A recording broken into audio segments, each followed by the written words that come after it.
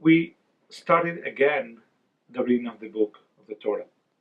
And we started again the book of Bereshit, which in English the name is Genesis. Now, there are 5 books of the Torah, and each name in Hebrew is different to the name in English. Bereshit is Genesis, but then Exodus, when we'll start Exodus, the name in Hebrew is Shemot.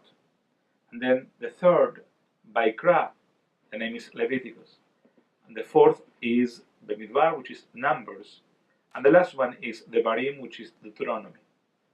The different names are because the Greek call those books by a theme of the book, much more the real name of the book.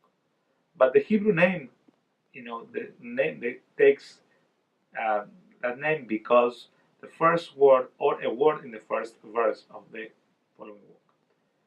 I'm saying that because we are reading now the second Torah portion, which is the Torah portion of Noach, which is Noah. And even sometimes people saw the movie of Noach, which is a little bit different to the story that we learn in the Torah of Noach. Noach haya ish tzadik bedorotav. He was a righteous person, just bedorotav, in his generation. And our sages are asking why it is said bedorotav. Because probably if he would have been taken from his generation to another one, probably he wouldn't have been so righteous.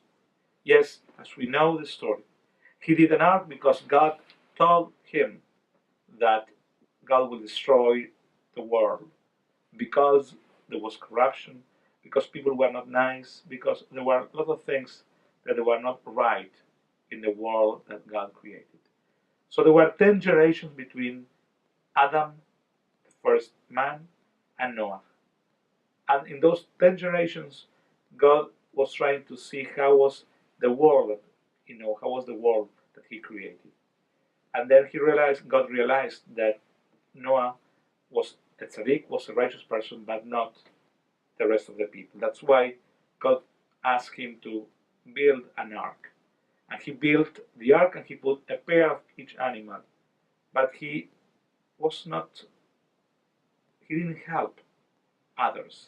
He didn't argue with others and trying to convince others that the world was bad and God was destroyed.